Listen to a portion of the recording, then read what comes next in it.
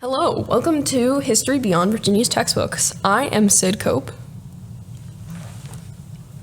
Oh, I thought we were all gonna go. Oh yeah, we'll do it in the same format that we did with Rohit, which is you say all of that and then just say like this episode The title. is about.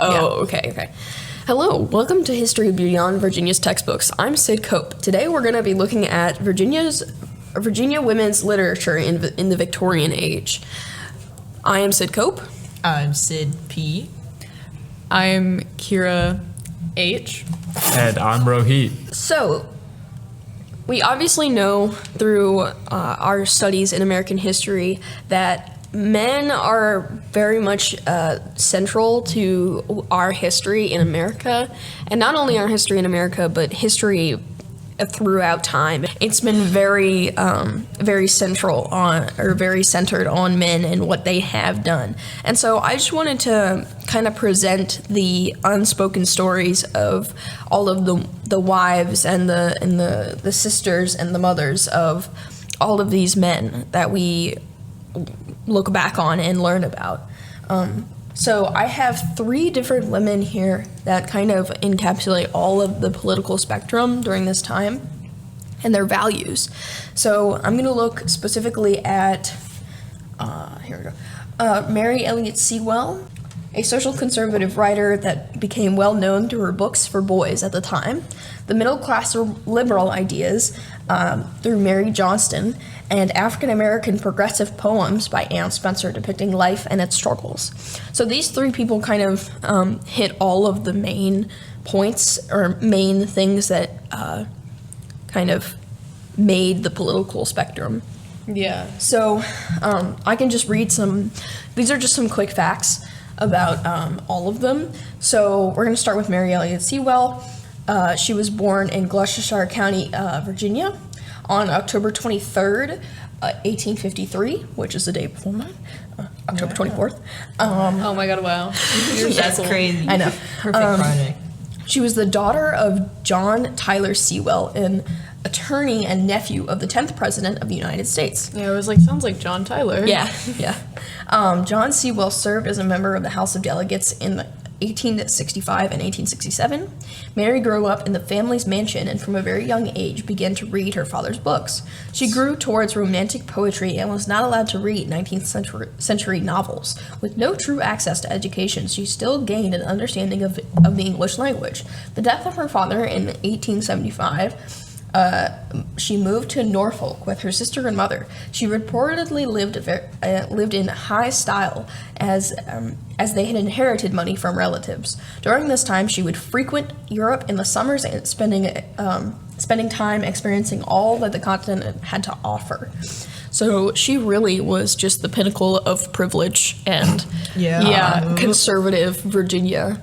Yeah, and just kind of like, especially the part where you said she couldn't read 19th century novels, that was the current century. Yes. Right? Yeah, Yes. so like they were kind of barring her off from like seeing more progressive stuff and like actually exploring her own thought process Definitely, and looking at more like Lived under a traditional rock. stuff. Yeah. Yeah. She was very, I would assume that she was very, protected over and Sheltered. That's, Yeah. that was the word I was looking for. Lack of like modern education and modern exposure is one of the like main factors that contributes to like bigotry and sexism and racism and all of that. And we'll see that with her later works, and also her father's influence in politics becoming a part of her thinking and her political views. She was probably fine with all of this because she was living a great life, right? Well, yeah, no, she was like, well, if this is what society has to offer, then this is the pinnacle of society because I'm doing great. Yeah. Privilege is crazy. Yeah. So Sewell started writing for newspapers under pseudonyms around 1880. Around 1880, she started to use her actual name. She published almost 40 volumes and numerous articles while writing for newspapers and magazines. She then transitioned to writing books, which had mainly to do with sea adventures. Sewell, I don't know. Which had been inspired by her late uncle who served in the U.S. Navy before the Civil War and in the Confederate States Navy during the war. Many of her main characters were one-dimensional and flat. but held as good examples for young boys at the time. So this is where I kind of talk about her influence in boys' books. Not just books, but young boys' books. That's the way that it was. Yeah, specifically, only so she got, was like, catering. boys. Yeah, she was Yes. catering to a male. Yeah, but Audience. because that was the only people that Read would Yeah, who had yeah, the ability like, to read the The books. little girls weren't being able to read No. books. No. And there's a lot of different characters that kind of go on top of all of the, male stereotypes that she kind of follows along with, and and for the most part, like I said, her characters were very one-dimensional and didn't have a lot going on, and they were kind of just, seagoing adventurer, Yeah. getting swallowed by a whale, or like in Moby Dick. Yeah, which shows her education again. It feels so ironic to me to have a woman who like caters to that stuff and caters to more of like the misogynist Yeah. side, especially a woman who's trying to write her own books and make it on her own and be successful in her own career, to still have those beliefs. Yeah. Is Which just which is why I thought it was important to bring up, because we Yeah. only hear about the male side of it, and they were the ones that instituted a lot of these social ideas. But how did that affect women? What was their standpoint on it? especially women of privilege like herself, Mm-hmm. because they don't feel it as much and they aren't as personally affected, and they want to preserve their position, so they're like, well, I believe in this, and so it can kind of really affect them, especially like just in power. They want Yeah. to preserve their own sense of power. Exactly. This is like really contrasting like Kate Chapin's The Awakening. Yeah. Right? Because she was in a high power, but Correct. she was definitely a lot more liberal. Yeah, and we're going to look at that with Mary Johnston as well. So as far as we kind of looked at her literature, but as far as politics, she was very, very conservative and with attitudes about society, race, and gender roles. She spoke out against suffragist movements, claiming that in the states that had allowed women the right to vote saw higher rates of illiteracy, poverty, divorce, and were victims of more violence and saloon keepers' influence in politics. They were exposed to rampant socialism. She also said that no woman has ever done anything in the intellectual world which has had the germ of immortality. That is a direct Interesting. quote. That is From her? really interesting. Yes.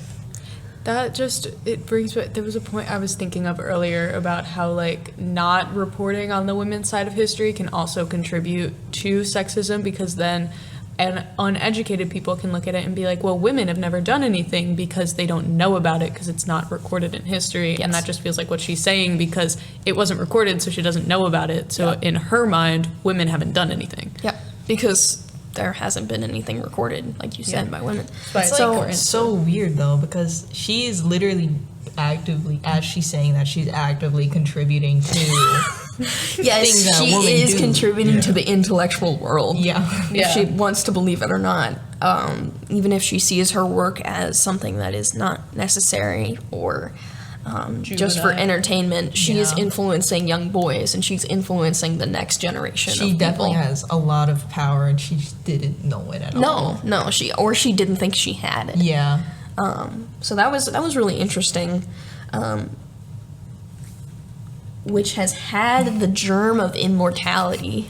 Yeah, I just The feel like germ of Interesting. immortality. That is crazy. I feel like someone's like Wording. definitely like controlling her while she's writing all of this. I mean, It's you could- probably just like her Society. stance. Yeah, Yeah. societal And- expectations. And also her publisher probably was like, if she tried to write something liberal, they would have definitely like shut that down. It's like, Yeah. no, I'm not and publishing then, that. And then where is her income? I mean, not that she had a problem with income, but still, where is she Yeah. getting the money for these expensive trips in Europe? Like, Yeah. she And, wants like- to keep that Yeah, life. that means that she has to keep like all of her familial connections and everything. Definitely, yeah. And if Her especially name having, is- yeah, especially having like John Tyler Sewell and like that whole family and knowing their political views, that if she went against that, probably wouldn't have went well for her. No, definitely not. She also worried that with the change in the women's right to vote would bleed over to African American women. So she specifically was very against African women being or having the right to vote at all, or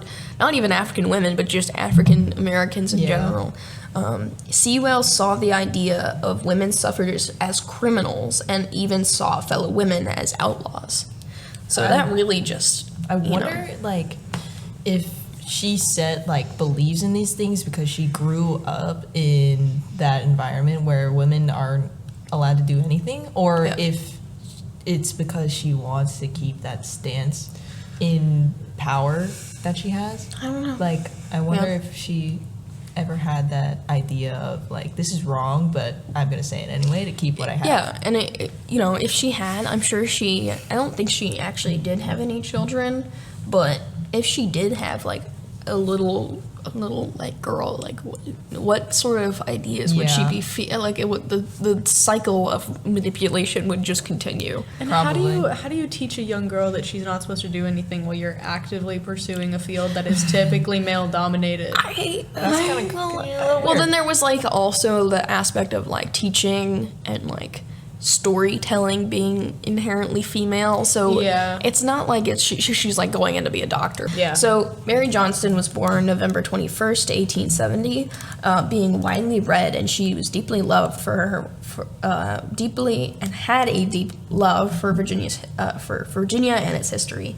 She was born into a businessman and Confederate veteran and was self-educated. She wrote that her childhood was a atmosphere of war stories, of continued reference to the men and to the deeds that of that gigantic struggle. She was sickly and shy, and this lended her to retreat from society in the books that she became fascinated with, reading many works from Shakespeare, Sir Walter Scott, and Charles Dickens. When Johnston was 16, her family moved to Birmingham, Alabama. She attended the Atlanta Family Institute and College of Muse in Atlanta, Georgia. The family later moved to New York City in 1892. They suffered an economic panic that lasted from 1893 until 1897. So, very different, but also there are a lot of the similarities, which I kind of wanted to draw. So you'll find throughout my essay and throughout this episode, you see kind of a Venn diagram of these women, and you see the differences, but you also see the connections between them, and that's one of the big things that I wanted to bring together. And also the fact that all of these women are Virginian. All of them were born and raised in Virginia, even if they moved away or came back or whatever. These can women also influence it, considering Virginia was Southern, and Richmond was the capital of the Confederacy, and all of that will definitely influence it. Which is why I wanted to again draw those connections, because it's important to look at them. Yes. And then after that, she started writing to support her family financially after the death of her mother.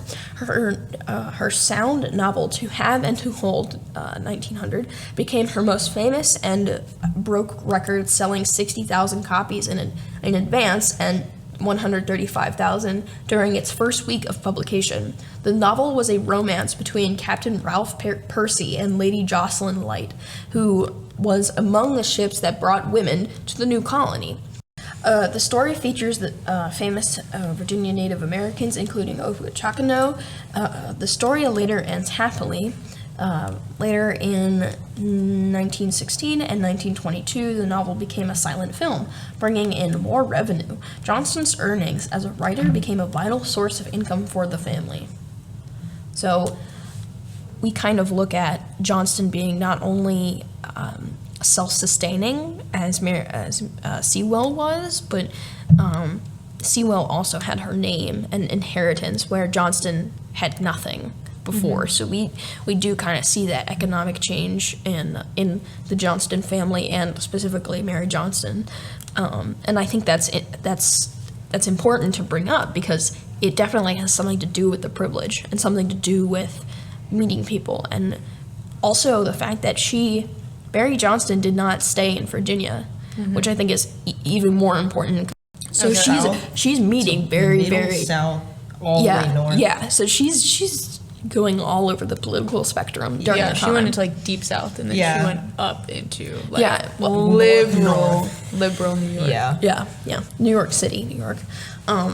So that's really important to talk about because obviously she's this is where she's meeting people. She's bringing in ideas. She's going to college. She's going to these institutes, and that's so important for her writing later. And not only was Mary Sewell very sheltered, but she didn't have a educational background. She didn't have education like that.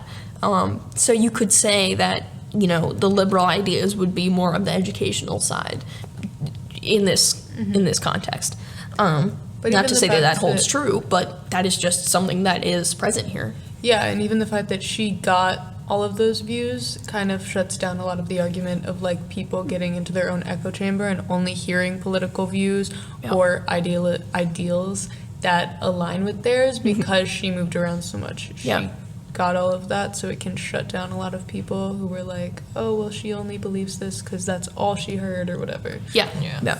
Multiple perspectives. Which like- is different from the first woman who kind of just like stayed in her one little echo box and Yeah. heard those one ideals. Sewell. Yeah. She became one of the most successful female writers in the early 20th century. With her fame, she published support for the suffragist movement by joining the Equal Suffrage League of Virginia when it was founded in 1909. She spoke out in the on the movement and often attended conventions and even to support the cause and events to support the cause. One of the most well-known parade she attended and spoke was held in Washington, D.C., March 1913. In this parade, she spoke to the nation's governors, expressing her belief that the indestructible movement for women's rights is going to revolutionize the world. And her novel Haggard, 1913, is an example of her work towards the women's right to vote. So, this is when she started to really, so in the turn of the 20th century, this is when she really started to use her name to work towards a common goal for her and the suffragists. Yeah. Yeah, I mean- and like really supporting all those progressive ideas. Yeah. As opposed to Sewell, obviously. Well, Sewell is very, very close-minded. Yeah. So, And this feels more like the traditional story when you get that page in your history textbook talking about Yeah. the women's suffrage movement Yeah. in that time period. Yeah. This feels more like the typical story that would be told and the perspective that would be told of like, these are 3 women who contributed to the movement during this time period. Let's move on to the war that was happening. Yeah. Like this feels like what you would see in an A-push textbook or the dual Yeah. enrollment textbook, Yeah. which is the same textbook. It's the same but textbook, the textbook. Yeah. No, Like- definitely. Huh? I thought you had something to say. oh no. Okay. Yeah, I mean, you can say she built up she climbed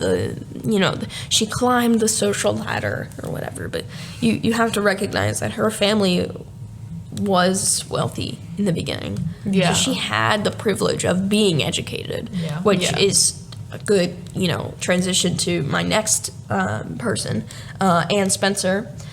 She was born in Danville, Virginia, February 6, 1882. She was a only child of her parents, Sarah Louise Scales and Joseph Cephas Bannister. Spencer had the ancestry of black slaves, white and Samoan Indian. After her birth,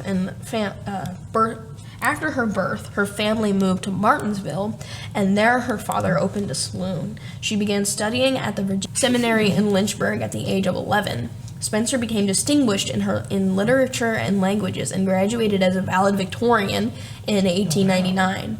After her graduation, she taught for 2 years, and then in 1901 got married to Edward Alexander Spencer. They had been in school together, and it was reported that Edward helped Anne with math and science while she helped him with languages. Edward later became the first African-American postman in Lynchburg, as well as an entrepreneur in construction and business. The couple had 3 children, Bethel Conwell, Laura Sarah, and Chauncey Edwards. Chauncey became a pioneer aviator who fought for greater opportunities for African American pilots. It feels much more of like, you can definitely tell that she had to work herself up. Like, this is the working class. Yeah, she had to prove herself. She came literally from nothing. Yeah, she had to work very hard. It's kind of like as you go through the three women, you see like privileged, slightly less privileged, Exactly. not privileged. Exactly. That is At exactly what I wanted to present in my essay, because this is something that we never see. We never see this sort of, not even dichotomy, but like trichotomy. Triangle. Trichotomy between women. And again, something that like this is the turn of the century. This is a monumental point in history, and that's what this is the foundations for suffragists, for feminist movements, for conservative politics in our government today. We Christian, see that like here. Neoconservative Exactly, ideals. we see that. And while I didn't go into religion here, but I'm sure that they all had different religious beliefs. And it shows, like, I know I talked about like how privilege sheltered Sewell, and how it contributed to her possibly wanting to maintain her power, but privilege can also be a dichotomy as well, of where it gave Johnston the privilege to have time and space to develop her ideals, and gave her a little bit of like a safety net to fall back onto. So it kind of like, it worked in two completely separate ways, but it still contributed to just like forming their beliefs, and how privilege and lack thereof can really form someone's beliefs. Because when you look at more of like suffrage movements and civil rights, usually the people who are pioneering, and like even you'll have like the big names that speak out that are typically more privileged and have the ability to. When you look at most of the people that are doing like the actual work and the protests and all of that stuff, you see more working class, lower class people who are typically affected more strongly. And it kind of just like, it's really interesting how privilege impacts it in like multiple ways. It's not just like one size fits all. Elizabeth Cady Stanton was the pinnacle of privilege in America, and no one points that out. No one gives that to you. No one talks about that. And that's why I wanted to give a microphone to these women and give time and energy into what they had done, because not only are some of these women not as privileged as others, but the efforts that they had, and the effect in African American society that Spencer had, and her son had, and her husband had. They all had the fire to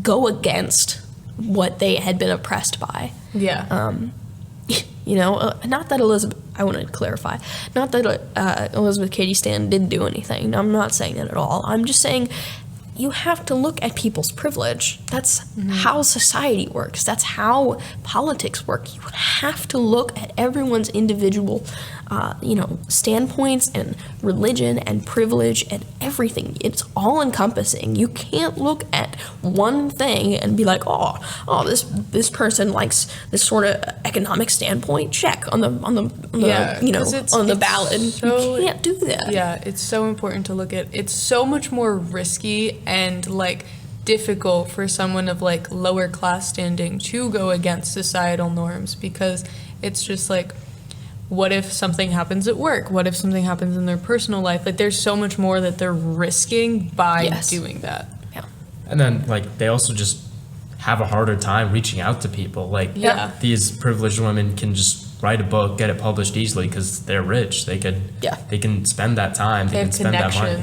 Exactly. They have those connections. And, those publishers will easily publish most of their work, and then, they just don't have the money or the time. Yeah. They're just at a constant disadvantage. Yes. Unless they have that drive to persevere through that. But, like, even then, they normally don't. Yeah. they don't get what they need, what they deserve. I bet most of the people listening and all the people here in this room have never heard of Anne Spencer before. Yeah, absolutely not. And I mean, going back to what Rohit said, not having the time for it. Yeah. That's like such a thing that I've seen so much, even just like a trope on TV. Yeah. When TV Yeah. shows want to avoid the issue or something like that, where it's like working class woman, mother, whatever, is like, I don't even have the time to think about that. I have bills to pay, children to take care of, our own life to upkeep. Yeah. Where it's like they don't have the time to even think about it, let alone do something about it. So, and then I kind of went into Spencer's political standpoints, which we already kind of touched on. But Spencer devoted her life to improve African American experience in America. Her family often hosted black travelers as Jim Crow laws pushed them out of their hotels and inns. Their home soon became a meeting place for W.E.B. Du Bois and Langston Hughes, Paul Robertson, and Thurgood Marshall. Those are famous Those are big people. names. Yes, exactly. And this is what I'm talking about. Then how do we not know about these people? How do we not Like, know that's about these crazy. people? Spencer was vital in founding the Lynchburg Chapel of National Association for the Advancement of Colored People, or NAACP. James Weldon Johnston. James Weldon Johnson, not Johnston, I have to clarify, helped establish this chapter along with acknowledging Spencer's talent in poetry. He recommended her to H.L. McKen, and the two writers published her poem Before the Feast of Sunshine in the Crisis, February 1920. Johnson also included Spencer's poems in his 1922 anthology, The Book of American Negro Poetry. Spencer also wrote many poems about the Harlem Renaissance and the revolutionary poets that came out of the movement. With the help of Johnson, Spencer wrote consecutively for many years, publishing around 30 works. But with the death of Johnson in 1938, she became lost with grief of her dear friend. She was able to dramatically change the work of literature for African Americans. During her lifetime, she worked many jobs around the community. 20 years as a librarian and part-time teacher of literature and language at Paul Laurence Dunbar High School, the black school in Lynchburg. She also worked on many local committees for legal, social, and economic conditions, in which she wrote for local newspapers. As far as her poetry, she used traditional forms like sonnets, epigrams, and eulogies. And most of her poems are short, with a few exceeding beyond 20 lines. Her poetry draws on social themes such as religion and mythology, as well as her garden and nature.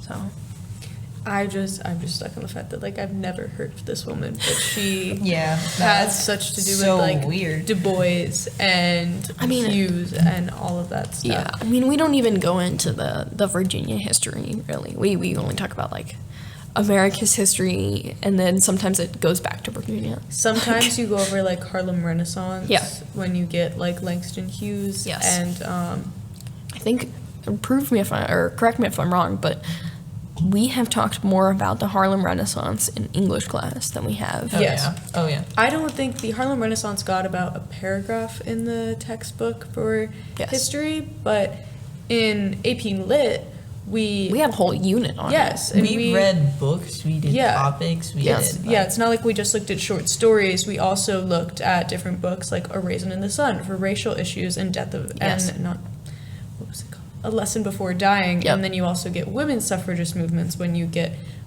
Chopin, and The Awakening. Yep. And like I feel like AP Lit, we've talked so much more about those issues, and that also kind of speaks to how writing and literature is so important. Like what these women were doing was so important to the movement, because that's when you can really break it down, analyze it. They can share their direct thoughts. And when it's a published book, it's not like a speech. It's not like they have one chance to do it and then it's done for. Like they have chances to re-edit it, like compile what they're saying concisely. They put all of their efforts into this thing. Yes. To correctly convey what they want to. Yes. But even in AP Lit, we looked at the big names. We looked at Langston Hughes. We looked at W.E.B. Du Bois. Mm-hmm. We never looked at people like Spencer. We never looked at smaller people who contributed to the movement. And even, it's not like she was even a small name. Like, if she if she contributed to NAACP, it's still, like, she still did a lot. Yeah. But we only talk about a handful of people, and it's also because that's all we have the opportunity for in AP Lit. It's probably just because, like, A-Push and Dual are just so fast moving that we don't get to dive deep. But then again, that's why literature is so important to, like... Yeah. And, I mean, in college, they really focus on this stuff. I think we will get more of a specific... if you go, literally, if you take any general education classes, which all of us will... You get to pick exactly. more classes of what they focus there on. are, like, African-American women's studies. There are those things in college, and there are courses like that. And but outside of that, I would implore all of our listeners to take time to research Virginia's women and people and that even have just women in general in American history and world history in general. Yes. You know, it's so important, even if you're not a female, even if you're not liberal, even if you're not conservative, anyone can have this information, and it's so important as this new generation comes up that we educate ourselves. Yeah, it's that important to be that, informed in your opinion instead of blindly following something. Exactly. That is the most annoying thing, when people don't can't even have back anything up to their back argument. up what they believe in. Especially with, like, the internet and just the freedom to find any knowledge quickly. Exactly. So that's why I really... The freedom to put out misinformation quickly. Yeah. That too. Yeah. Check your sources. Please. Check your sources. You know, if there's something that you believe in, research it. Do what makes you happy. If you believe something is better for society, do that. Do that. Your voice is important, and I would love to hear people. I don't know if we have some sort of, like, way to reach out to our listeners, but I would love to hear about everyone's stories with this. YouTube comments and any type of stuff that we can post it on. Any sort of comments like that. I would love to hear what you guys think, especially about these women and any other topics that we talk about here. I just wanted to harp that it's so very important that we educate ourselves and we take time to look through and form our own opinions, not just from our parents, not just from our the people around us, not just from church, but we really find our own path. Yes, I mean, it's a classic little saying of knowledge is power. Like, educating yourself gives you more tools to make a change and make a difference. And I did want to touch back on how we were talking about the textbooks and how it moves so fast. And I feel like it's not just that it moves fast, but so many other things take up time in the textbook. Like our teacher going off on tangents or lectures about wars and going into detail about stuff that's also important to learn. But, like, sometimes instead of spending 2 weeks on the Civil War, let's spend a week on the Civil War, and then we can fit more content in to represent more people and ideas instead of focusing on, especially in America, a lot of, like, American exceptionalism can be seen in textbooks and a lot of bias and opinions and, like, military influence and all of that really it gets focused on so much that it can tend to, because the class is so fast-paced, pull away from other topics that just don't get enough attention as a result of that. Yeah, I just want to remind everyone that your school and college board, they have standards of what everyone should be teaching in high school. But then in college, professors kind of get to choose what they teach about. They have much more power over what they teach. Yeah, so you gotta, inform yourselves and everything. It doesn't hurt to know more. Yes. It never hurts to learn. Of the other perspective and of anyone else's point of view. Yeah. So. It's even very regionally based, because I know you said it's standardized, but there's multiple textbooks that get used for A-Push. There's, like, a couple different textbooks that College Board approves for the curriculum, which means that, and it often varies based on region. It's not like each state. Like, Virginia and a lot of the surrounding area, especially more in the South, is going to go with a more conservatively biased textbook a lot of the time, with things that I've personally noticed, like little details, like multiple times calling slaves bondsmen and things like that, that is just, like, that feels so, like, inaccurate to put into an educational piece. and it varies so much by region that it's important to educate yourself outside of what people around you tell you, because it can turn into another like echo chamber, like I was discussing, like we were talking about before. And how it can really vary based on region. Like I've noticed that, especially because I'm from New Jersey, that coming down here, a lot of the political opinions are like different. So I was raised in a different environment compared to a lot of the people down here, that sometimes my opinions are conflicting, or I get surprised by some people who are like, oh wow, I didn't know about that, or like something like that, because it's just like there's different cultural elements because it's such a big country. There's so many different I feel like people. It's like super interesting too to like, since you just said that, it's the difference in region, like the political beliefs and everything are still different. From where you come from, it's not. I think regionalism will always be. Because Always. New Jersey is so liberal. Yeah.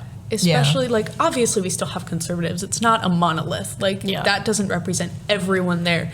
But an overwhelming majority are liberal. They're Democrats. And even if they're conservatives, they're more center conservatives. They aren't like far right wing.